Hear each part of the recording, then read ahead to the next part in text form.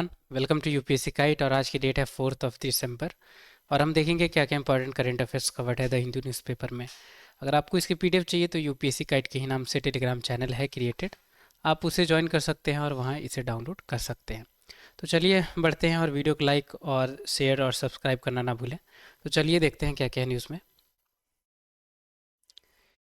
तो सबसे पहले ये आर्टिकल आई है जो कि United nation framework convention on climate change से रिलेटेड थी, क्योंकि ये आपको पता होगा कि अभी conference of party 29 Baku Azerbaijan में हुई है, राइट। तो उसी के थोड़ी बहुत आउटकम के बारे में बात की गई है। अब क्या आउटकम के बारे में बात की गई है, तो न्यू कलेक्टिव क्वांटिफाइड गोल्स के बारे में बात की गई है आर्टिकल में। और ये जो पर्टिकुलर गोल्स है ये पेरिस अग्रीमेंट के अंदर लाई गई थी। इसे क्यों लाया गया था, ताकि जो डेवलपिंग कंट्रीज़ हैं उन्हें हेल्प मिल सके डेवलप कंट्रीज़ के द्वारा, और डेवलप कंट्रीज़ फाइनेंस को मोबिलाइज करें ताकि वो फाइनेंस को यूज़ कर सके डेवलपिंग कंट्रीज़, जो भी इंफ्रास्ट्रक्चर हो या जो भी डेवलपमेंट करनी हो, ताकि ग्रीन हाउस गैसेस से फाइट कर सके या जो फॉसिल फ्यूल्स वगैरह हैं उससे लड़ सके। इसलिए ये गोल्स लाई गई थी। अब एग्ज़ाम के लिए कैसे इंपॉर्टेंट है, आपसे सीधा सीधा पूछा जा सकता है कि रिसेंट टाइम्स में न्यू कलेक्टिव क्वांटिफाइड गोल्स देखने को मिली हैं। ये किस चीज़ से रिलेटेड है, क्लाइमेट चेंज लिख दी जाएगी, बायोडाइवर्सिटी लिख दी जाएगी, वेटलैंड्स लिख दी जाएगी, ओजोन लिख दी जाएगी। तो आपको उसमें ढूंढना पड़ेगा कि ये किस चीज़ से कंसर्न करती है ये गोल्स। तो ये क्लाइमेट चेंज से कंसर्न रखती है। दूसरी चीज़, ये क्लाइमेट फाइनेंस के लिए लाई गई है। पेरिस अग्रीमेंट जो कि यूएनएफसीसीसी के अंदर आई थी, उसके तहत इसे लाया गया। अब बेसिक चीज़ें हम देखेंगे तो यूएनएफसीसीसी की कॉन्फ्रेंस ऑफ पार्टी 28 2023 पिछले साल कहाँ हुई थी, तो दुबई में हुई थी। और इस साल कॉन्फ्रेंस ऑफ पार्टी 29 हुई है। कहाँ, तो बाकू अजरबैजान में। ठीक है, ये आपको याद रखनी है, 29 ये हुई थी। अब हम यूएनएफसीसीसी के बारे में देखेंगे। तो एक कॉन्फ्रेंस हुई थी, बहुत इंपॉर्टेंट है, जिसे हम United Nations conference on environment and development यानी यूएनसीईडी के नाम से जानते हैं, जिसे हम अर्थ समिट के भी नाम से जानते हैं, राइट। जो कि रियो डी जेनेरियो ब्राज़ील में 1992 में हुई थी। अब इस कॉन्फ्रेंस के अंदर कंट्रीज़ के द्वारा तीन बहुत ही इंपॉर्टेंट कन्वेंशंस को लाई गई थी, पेश की गई थी। पहली क्लाइमेट चेंज के लिए, दूसरी बायोडाइवर्सिटी के लिए, तीसरी सस्टेनेबल डेवलपमेंट के लिए। क्लाइमेट चेंज के लिए जो कन्वेंशन लाई गई उसे हम United nation framework convention on climate change के नाम से जानते हैं। बायोडाइवर्सिटी के लिए जो लाई गई इसे हम United nation convention on biological diversity के नाम से जानते हैं। और तीसरी चीज़, सस्टेनेबल डेवलपमेंट्स के लिए लाई गई थी एजेंडा 21 हो या रियो+5 हो या रियो+20 हो, ये सब चीज़ें आई थी, जिसे हम बाद में यूनाइटेड नेशन सस्टेनेबल गोल्स जो 14 गोल्स हैं, राइट, उसे हम जानते हैं, राइट। तो अब हम देखते हैं यूएनएफसीसीसी के बारे में। ऑरिजिन हमने देख लिया, ठीक है, कि कैसे ये लाई गई थी। तो यूएनएफसीसीसी क्या है, तो United nation framework convention on climate change, ये एक इंटरनेशनल ट्रीटी है जिसे कंट्रीज़ के बीच में साइन किया गया ताकि जो ह्यूमन की इंटरफेरेंस है क्लाइमेट सिस्टम में उसे सुधारा जा सके। अब ये ट्रीटी कब फोर्स में आई, तो 1994 में ये ट्रीटी फोर्स में आई। और याद रखनी है आपको कि ये लीगली बाइंडिंग ट्रीटी नहीं है। लीगली बाइंडिंग ट्रीटी का क्या मतलब, कि अगर कोई सी भी ये फ्रेमवर्क के अंदर जो भी ये यूएनएफसीसीसी के अंदर जो फ्रेमवर्क हैं या जो भी चीज़ें दी गई हैं कंट्रीज़ को कि ये चीज़ करनी है, राइट, तो वो उन्हें माननी ही पड़ेगी, उसे बोलते हैं हम बाइंडिंग। अब ये तो लीगली बाइंडिंग है। तो लीगली बाइंडिंग का मतलब क्या, कि कंपल्शन नहीं है, जो मेंबर्स हैं वो इनकी ये फ्रेमवर्क के अंदर जो भी चीज़ें हैं, जो एजेंडा है या जो टारगेट्स वगैरह हैं वो माने ही। तो ये चीज़ है, आपको ध्यान रखनी है। आपसे यूपी से पूछ सकते हैं कि यूएनएफसीसीसी लीगली बाइंडिंग ट्रीटी है, तो ये लीगली बाइंडिंग ट्रीटी नहीं है। अब हम बढ़ेंगे आगे।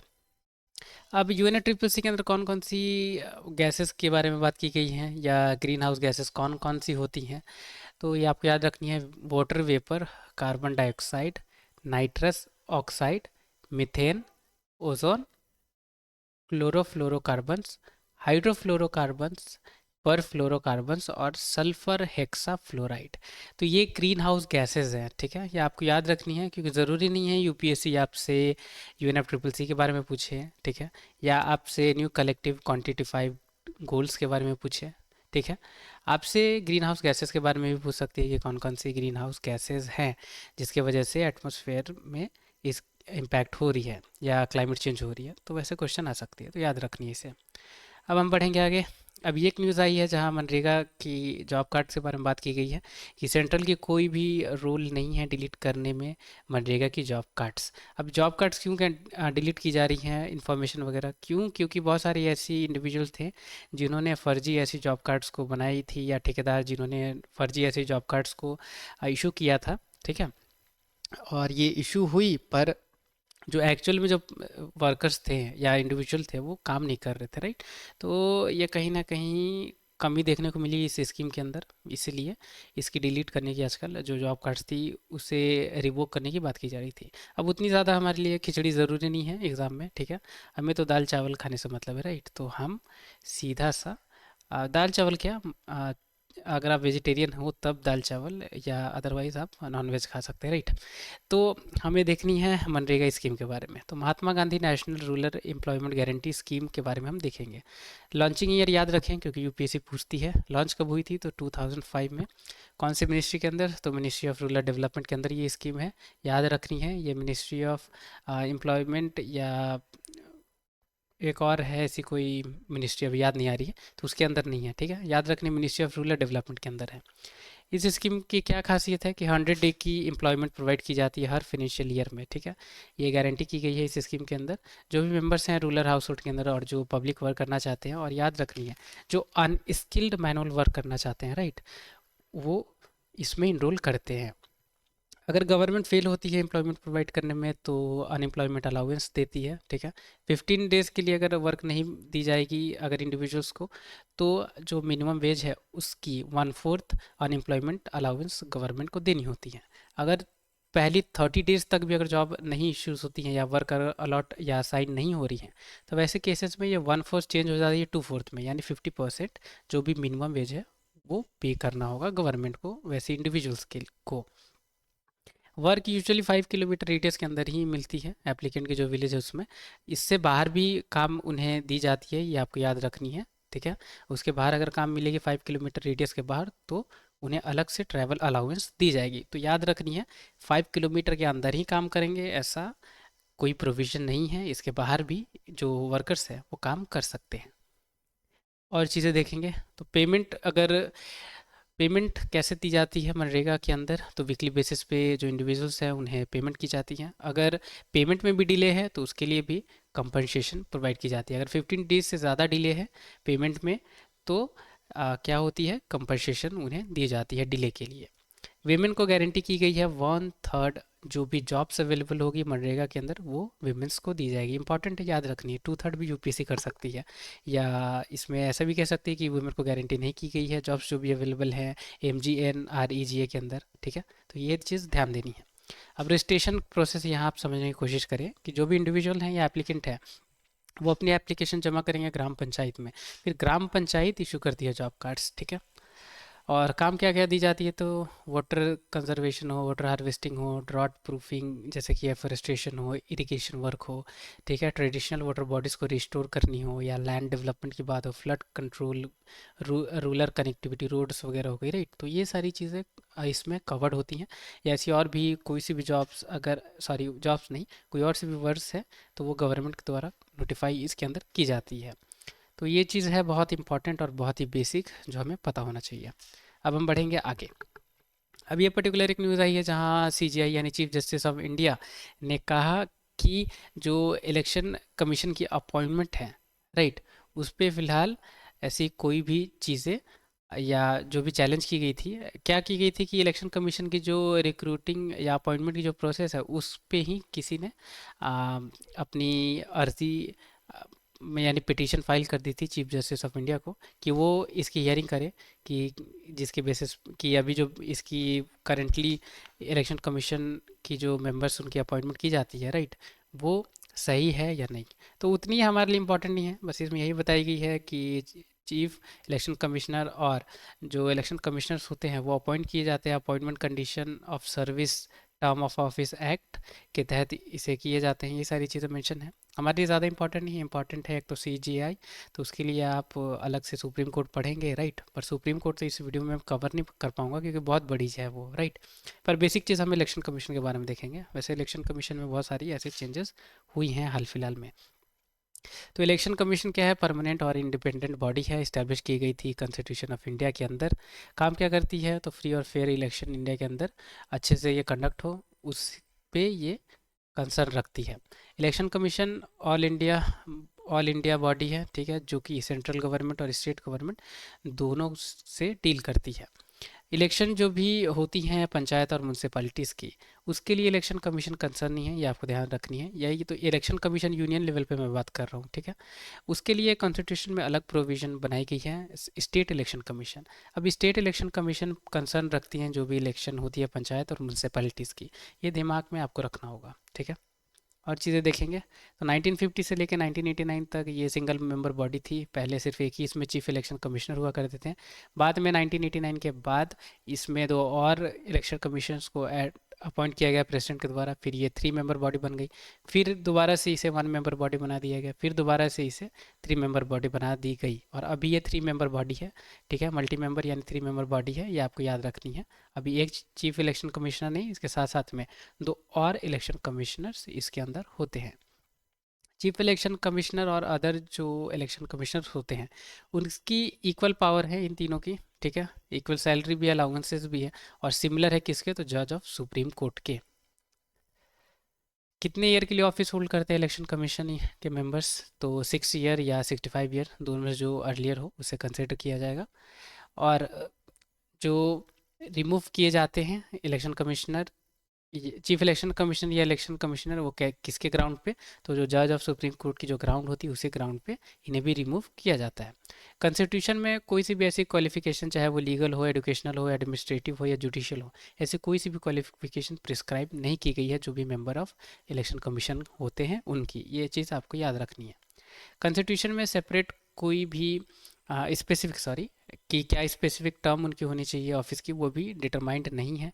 कॉन्स्टिट्यूशन में उन्हें रोका भी नहीं गया है कॉन्स्टिट्यूशन से कि अगर इलेक्शन कमीशन के जो मेंबर है वो बाद में कोई दूसरी गवर्नमेंट की ऑफिस होल्ड नहीं कर सकते, ऐसा कुछ नहीं है प्रोविज़न। वो चाहे तो दूसरी ऑफिस, गवर्नमेंट की जो गवर्नमेंटल ऑफिस है उसे भी ये, उसके लिए ये अपॉइंट किए जा सकते हैं। इलेक्शन कमीशन को असिस्ट की जाती है डिप्टी इलेक्शन कमिश्नर के द्वारा, जो कि सिविल सर्विसेज लिए जाते हैं।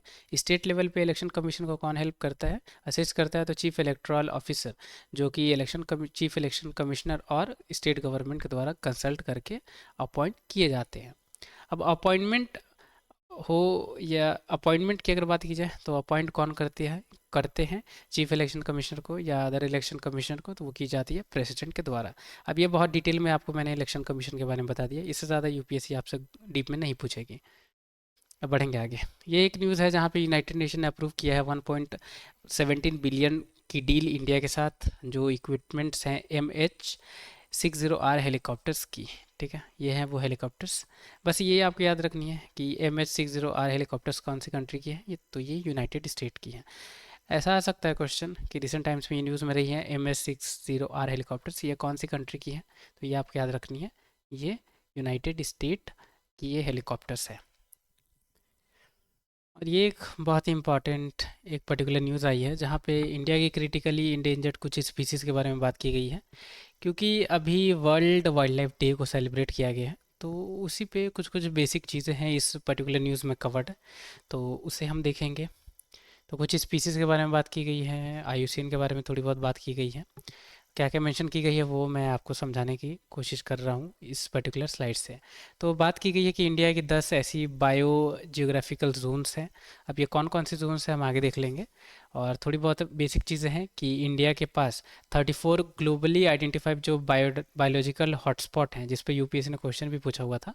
तो ये हॉटस्पॉट क्या होती है? जहाँ पे बहुत ज़्यादा ही रिच होती, स्पीसीज रिचनेस जहाँ बहुत ज़्यादा होती है, या आप कह सकते हैं इन्वायरमेंट या इकोलॉजी बहुत ज़्यादा ही रिच होती है उस पर्टिकुलर लोकेशन की या एरिया की, उसे हॉटस्पॉट कहा जाता है, ठीक है। जहाँ पे बायोलॉजिकली बहुत ज़्यादा स्पीसीज रिचनेस है। तो इसके बारे में बात की गई है कि 34 ऐसे पूरी दुनिया में, पूरी वर्ल्ड में 34 अभी तक ऐसी बायोलॉजिकल हॉटस्पॉट को आइडेंटिफाई किया गया है। और इस 34 में 4 इंडिया में भी हैं। अब ये कौन कौन सी बायोलॉजिकल हॉटस्पॉट हैं ये आपको याद रखना होगा, क्योंकि इस पे क्वेश्चन आ चुकी है। तो हिमालयस है, इंडो बर्मा वाली रेंज, वेस्टर्न घाट, ठीक है, और सुंडा लैंड। तो ये 4 हैं जो कि बायोलॉजिकल हॉटस्पॉट हैं इंडिया में। और बात की गई है कि इंडिया में 73 टोटल क्रिटिकली इंडेंजर्ड स्पीसीज़ हैं। अब सारी 73 तो आप याद नहीं कर पाएंगे, पर इसकी सेपरेट वीडियो मैं आपके लिए ज़रूर बनाऊंगा, जहाँ पे आप जान पाएंगे कि कौन कौन सी स्पीसीज़ क्रिटिकली इंडेंजर्ड है। क्योंकि मैच द फॉलोइंग में या आपसे पूछ सकती है कि नीचे दी गई कौन कौन सी स्पीसीज़ क्रिटिकली इंडेंजर्ड कैटेगरी में रखी गई है IUCN के द्वारा। तो ऐसे क्वेश्चन आ सकती है, तो उसके लिए मैं सेपरेट वीडियो अपलोड कर दूंगा। फिर क्या बात की गई कि 8 ऐसी मैमल स्पीसीज़ हैं जो कि एंडेमिक इंडिया में है। एंडेमिक का क्या मतलब कि एक पर्टिकुलर स्पीसीज़, ठीक है, या कोई जानवर हो, वो सिर्फ और सिर्फ इंडिया में ही पाई जाती है और इस इंडिया से बाहर और कोई भी दूसरी कंट्री में नहीं पाई जाएगी। ठीक है, यानी आप कह सकते हैं कि फेमस कोई चीज़, ठीक है, जो सिर्फ और सिर्फ इंडिया के अंदर फेमस है, उसके बाहर फेमस नहीं है, ऐसे भी आप समझ सकते हैं। तो एंडेमिक जहाँ पे लोकेशन से कोई भी स्पीसीज सिर्फ एक ही पर्टिकुलर एरिया में लोकेटेड है, उसे एंडेमिक कहते हैं। ठीक है, तो टोटल ऐसी 8 मैमल स्पीसीज हैं जो कि एंडेमिक हैं इंडिया में। कौन कौन सी हैं? तो कश्मीर स्टैग, जिसे हंगुल कहा जाता है, इस पे यूपीएससी ने क्वेश्चन पूछा हुआ था। ठीक है, फिर मालाबार सिवेट हो, Andaman civet, sorry, Andaman screw, ठीक है, Nicobar screw, जेनकिन screw, Namdapha flying squirrel, large rock rat है, सॉरी माफ़ी चाहूँगा, यहाँ रॉक हो गई है, पीडीएफ में करेक्ट कर दूंगा, लार्ज रॉक रैट है। ठीक है, फिर लीफ नोज्ड बैट। तो ये 8 ऐसी स्पीसीज हैं जो कि एंडेमिक है इंडिया में। ऐसे आपसे क्वेश्चन पूछा भी जा सकता है कि कौन कौन सी स्पीसीज एंडेमिक है इंडिया की, तो ऐसे 3-4 उठा के यहाँ से पूछी जा सकती है। तो याद रखनी है एंडेमिक कौन कौन सी हैं। ठीक है, ये 4 बायोलॉजिकल हॉटस्पॉट कौन कौन है, ये आपको याद रखना होगा। ठीक है, और ये थोड़ी फैक्ट है, ये इस पे स्टेटमेंट में यूपीएससी आपसे पूछ सकती है कि टोटल 83 है या 93 है या 73, ऐसे आ सकती है। तो 73 क्रिटिकली इंडेंजर्ड स्पीसीज़ हैं IUCN के हिसाब से अब तक इंडिया में 2022 तक। ठीक है, अब ये 10 बायोजियोग्राफिकल जोन्स के बारे में आपको पता होना चाहिए। तो इंडिया में 10 ऐसे बायोजियोग्राफिकल जोन्स हैं। तो ट्रांस हिमालय रेंज है, हिमालयन रेंज है, इंडियन डेजर्ट डेजर्ट भी है यहाँ, फिर सेमी एरिड एरिया भी है, वेस्टर्न घाट हो गई, राइट, फिर डेक्कन प्लेट्यू हो गई, फिर जेंडेकिक, सॉरी, गेंजेटिक प्लेन्स हो गई, नॉर्थ ईस्ट इंडिया, फिर नॉर्थ ईस्ट वाली रीजन, फिर यहाँ पे आइलैंड भी है, कोस्ट भी है, राइट। तो ये टोटल 10 ऐसी बायोजियोग्राफिकल जोन्स हैं। वैसे इस पे ज़्यादा क्वेश्चन नहीं आती है, बस ये हमें पता, ये तो वैसे भी हमें पता है कि इंडिया में डेजर्ट भी पाई जाती है, सेमी एरिया भी है, वेस्टर्न घाट भी है, राइट, डेक्कन प्लेट्यू भी है, गंगा प्लेन्स भी हैं, फिर कोस्ट भी है, इंडिया की कोस्टल लाइन भी है, राइट, आइलैंड भी है, अंडमान निकोबार। ये तो बेसिक चीज़ें हैं, तो इसमें यूपीएससी ज़्यादा कुछ पूछेगी नहीं और क्वेश्चन भी फ्रेम नहीं होती है, ये तो इन जनरल आपको बता रहा हूँ मैं। ठीक है, अब ये एक मैप है बहुत इंपॉर्टेंट, कि अभी आपको पता होगा कि 34 खैर बात की गई है उसमें, पर यहाँ पे एक दो और ऐड हुई हैं लिस्ट में। अब वो तो हमें समझना नहीं है कि पूरी वर्ल्ड की कहाँ कहाँ ऐसी बायोलॉजिकल हॉटस्पॉट है, वो यूपीएससी आपसे कभी नहीं पूछेगी। इंडिया में कौन कौन है, बस वही आपसे पूछती। ठीक है, तो ये हिमालयन वाली हो गई, ये सुंडाल, सॉरी, श्रीलंका इंडिया से इंडिया बर्मा वाली रीजन हो गई है। ठीक है, ये वेस्टर्न घाट हो गई, फिर अंडमान निकोबार वाली ये सारी पार्ट हो गई। तो ये सारी चीज़, सुंडालैंड वाली, सॉरी, ये जो पार्ट है ये बायोलॉजिकल हॉटस्पॉट है। ये माइक्रोनेशिया पॉलिनेशिया वाली रीजन हो गई, राइट। ये मेडिटेरियन जो सी वाली रीजन है, ये भी बायोलॉजिकल हॉटस्पॉट रीजन है। ठीक है, इधर इंडोनेशिया वगैरह हो गई, लाओस, वियतनाम, ये सब कंट्रीज़ हो गई, राइट। इधर मेडागास्कर हो गई, कुछ इधर अफ्रीकन कंट्रीज़ भी हैं, ये आप देख सकते हैं। इधर जो मेक्सिको वगैरह, या कौन सी इधर है, मुझे याद नहीं आ रही है अभी तक, क्यूबा वाली, ये सब जो कंट्रीज़ हैं, राइट। तो ये सारी बायोलॉजिकल हॉटस्पॉट हैं। कुछ अमेरिका में भी कुछ बायोलॉजिकल हॉटस्पॉट रीजन है, राइट, साउथ अमेरिका में भी है ये, अर्जेंटीना वगैरह, ठीक है, ब्राज़ील वगैरह। तो ये सारी चीज़ें हैं। ठीक है, इतनी सारी बायोलॉजिकल हॉटस्पॉट हैं, ये बस मैप में ये मैं आपको बताने की कोशिश कर रहा हूँ। ठीक है, अब बढ़ेंगे आगे। अब नेटो के बारे में थोड़ी बहुत जानकारी यहाँ पे बताई गई है। नेटो के चीफ ने अवॉइड किया टॉक करने के लिए कि यूक्रेन की मेंबरशिप पे। ठीक है, तो अब नेटो के बारे में हम देखेंगे। तो नेटो क्या है? तो नॉर्थ अटलांटिक ट्रीटी ऑर्गेनाइजेशन, जिसे हम नॉर्थ अटलांटिक अलायंस भी कहते हैं, ये एक इंटर गवर्नमेंटल मिलिट्री अलायंस है जिसमें 32 मेंबर स्टेट हैं, 30 यूरोपियन यूनियन वाली कंट्रीज हैं, 2 नॉर्थ अमेरिकन कंट्रीज़ हैं।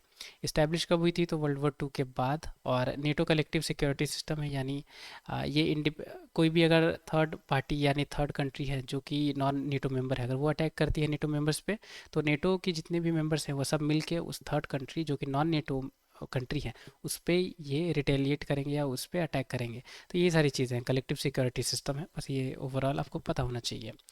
अब इसके अलावा क्या, तो नेटो की मेन हेडक्वार्टर्स कहाँ है, तो ब्रुसेल बेल्जियम में, और नेटो के मिलिट्री हेडक्वार्टर्स कहाँ है, तो मोन्स बेल्जियम में। अब ये 10 फाउंडिंग मेंबर्स हैं या कंट्रीज़ हैं जिन्होंने नेटो मिल के बनाया है। अब इसमें आपको याद रखनी है कि इंडिया मेंबर इसकी फाउंडिंग मेंबर नहीं है, ना ही कि इंडिया इसकी मेंबर है, मेंबर भी नहीं है और फाउंडिंग मेंबर भी नहीं है, ठीक है। तो बेल्जियम है, कनाडा है, डेनमार्क है, फ्रांस है, इटली है, आइसलैंड है, Luxembourg, Netherland, Norway, Portugal, United Kingdom, United States. तो ये सारी कंट्रीज़ हैं। बस आपसे इतनी डिटेल में यूपीएससी ने पूछेगी, बट ओवरऑल ये पूछेगी कि इंडिया इसकी मेंबर है या इसकी, इंडिया इसकी फाउंडिंग मेंबर है या नहीं, ठीक है। तो ये आपको ध्यान रखनी है, ना ही मेंबर है ना ही फाउंडिंग मेंबर। अब ये न्यूज़ में थी तो ये अभी आपको पता होना चाहिए, स्वीडन कंट्री ने रिसेंटली नेटो को ज्वाइन किया है मार्च में, ठीक है। तो ये इंपॉर्टेंट है, याद रख सकते हैं आप। अब हम बढ़ेंगे आगे।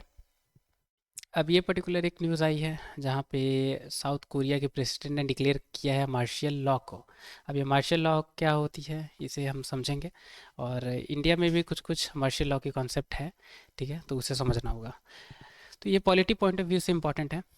तो मार्शल लॉ की कॉन्सेप्ट इंडिया में कहाँ से ली गई है, तो ये ली गई है इंग्लिश कॉमन लॉ से। इंडिया में मार्शल लॉ की कॉन्सेप्ट को बोरो किया गया है। अब मार्शल लॉ की जो एक्सप्रेशन है ये हमारे संविधान में यानी कॉन्स्टिट्यूशन में कहीं भी इसकी एक्सप्रेशन डिफाइंड नहीं है, ये याद रखनी है। मिलिट्री रूल का मतलब क्या है, यानी मार्शल लॉ जब अप्लाई होते हैं तो मिलिट्री रूल अप्लाई हो जाती है, राइट। तो मिलिट्री रूल क्या होती है कि ऐसी सिचुएशन जहाँ पे सिविल एडमिनिस्ट्रेशन जो कि है ये रन की जाती है मिलिट्री अथॉरिटीज़ के द्वारा, ठीक है। और जो भी नॉर्मल जो रूल्स होती हैं, ऑर्डिनरी लॉ होती हैं, वो सारी आप कह सकते हैं कि रोक दी जाती है। और जो मिलिट्री रूल की अपनी खुद की जो रहती है रूल्स रेगुलेशन, उस उसके बेसिस पे मिलिट्री अथॉरिटीज़ उसे वर्क रन करती हैं, ठीक है। तो ऑर्डिनरी लॉ लॉ की रेगुलेशन बंद हो जाती है और मिलिट्री अथॉरिटीज़ की जो अपनी खुद की रेगुलेशन या रूल्स हैं उसे अप्लाई की जाती है। तो जो मिलिट्री लॉ है और जो आर्म फोर्स की लॉ है ये दोनों सेपरेट है, ये आपको ध्यान में रखना होगा। और चीज़ें देखेंगे, अभी कोई सी भी ऐसी स्पेसिफिक एक्सप्रेशन या प्रोविजन कॉन्स्टिट्यूशन में मेंशन नहीं है, ठीक है, डिक्लेयर करने के लिए मार्शल लॉ, ये आपको ध्यान में रखना है। पर एक आर्टिकल है आर्टिकल 34, उसमें ऐसा मेंशन किया गया है कि मार्शल लॉ डिक्लेयर हो सकती है कोई भी एरिया में विद इन टेरिटरी। तो ये आपको याद रखनी है। और मार्शल लॉ कब इम्पोज होती है, एक्स्ट्रा ऑर्डनरी सर्कमस्टेंसेस में होती है, जैसे कि वो कोई कंट्री के अंदर वॉर हो रही है, या इंडिया की मैं बात कर रहा हूँ, या कहीं भी वॉर हो रही है या इन्वेजन हो रही है या इनकर्जन हो रही है, रेबिलियन हो रही है, रेयट हो रही है, या कोई भी ऐसी वायलेंस जो रेजिस्टेंस है लॉ से, तो वैसी चीज़ों में मार्शल लॉ को इम्पोज किया जाता है। यहाँ आपको यही ध्यान में रखना है कि ये स्पेसिफिक प्रोविजन कॉन्स्टिट्यूशन में हमारी नहीं है, पर आर्टिकल 34 ज़रूर मार्शल लॉ से डील करती है, ये चीज़ ध्यान में रखनी है।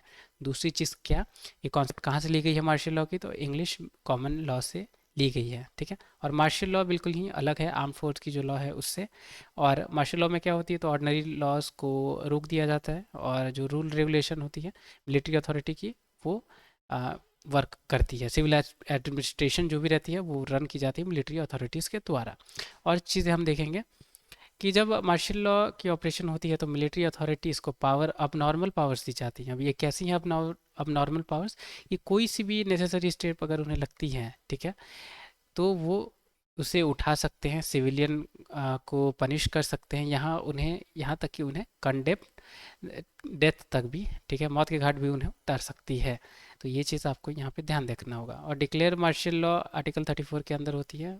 और जो मार्शल लॉ आर्टिकल 34 के अंदर है वो चीज़ वो बिल्कुल ही अलग है नेशनल इमरजेंसी जो कि डिक्लेयर की जाती है आर्टिकल 352 के तहत। ये चीज़ आपको ध्यान रखनी है, ठीक है, डिफरेंट है दोनों। मार्शल लॉ आर्टिकल 34 ये डिफरेंट है, और जो नेशनल इमरजेंसी की आर्टिकल है 352 ये बिल्कुल ही अलग है, ये यहाँ पे बताई गई है। और थोड़ी बहुत बेसिक जानकारी है मार्शल लॉ के बारे में जो हम देखेंगे।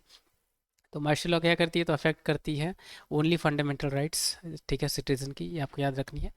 और सस्पेंड कर देती है मार्शल लॉ, जब अप्लाई होती है तो सस्पेंड हो जाती है गवर्नमेंट की, और गवर्नमेंट और ऑर्डिनरी लॉ हैं जो भी वो, एक मिनट।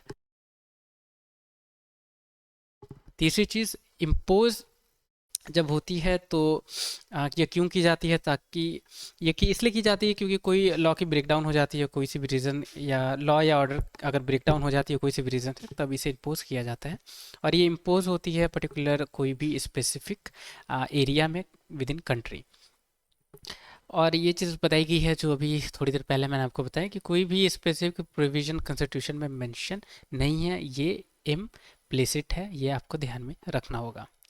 अब हम बढ़ेंगे आगे। अब ये पर्टिकुलर बात की गई है साइक्लोन फिंगाल के बारे में। हालांकि साइक्लोन्स के बारे में मैंने डिस्कस किया हुआ है आपके साथ ऑलरेडी, बहुत डिटेल में मैंने वीडियो बनाई है, इस पे आई बटन में है, इसे ऐड कर दे रहा हूँ, आप इसे ज़रूर देखें। और अगर आपको ये नहीं मिल रही है तो जियोग्राफी की प्लेलिस्ट है, वहाँ पे जाके ऑल अबाउट साइक्लोन्स के नाम से है वीडियो, आप उसे ज़रूर वॉच करें। प्रीलिम्स के लिए बहुत इंपॉर्टेंट है क्योंकि स्टैटिक पार्ट है, और हर साल 80 से ज़्यादा ऐसी साइक्लोन्स इंडियन ओशियन में आती है। और इंडियन ओशियन में कौन सी साइक्लोन आती है, तो ट्रॉपिकल आती है। तो ये चीज़ थोड़ी बेसिक है, आप उसे ज़रूर वॉच करें क्योंकि यूपीएससी ने साइक्लोन्स पे भी क्वेश्चन कुछ पूछा हुआ है इसलिए। ये सारी थी न्यूज़पेपर में कवर्ड। उम्मीद करूंगा कि कुछ आपने ये जानकारी सीखा है। तो वीडियो ज़रूर लाइक करें, और जो बाकी एनिमल्स थी जो मेंशन थी उसकी मैं सेपरेट वीडियो एक एक करके बना दूंगा। ग्रेट इंडियन बस्टर्ड के बारे में भी मेंशन है, तो क्योंकि बहुत डिटेल में देखनी है ये सारी चीज़ें, इसलिए मैंने इसमें कवर नहीं किया है। ये मैं आपको अभी बता दे रहा हूँ, मैं अलग से वीडियो बना दूंगा इस पर, आप ज़रूर वॉच करें, प्रीलिम्स के लिए काफ़ी यूज़फुल रहेगी। तो thank you so much, video ज़रूर लाइक करें, चैनल ज़रूर सब्सक्राइब करें, और पीडीएफ चाहिए यूपीएससी गाइड के नाम से है चैनल, आप उसे ज्वाइन करें। टिल द टाइम के लिए take care, have a great day ahead.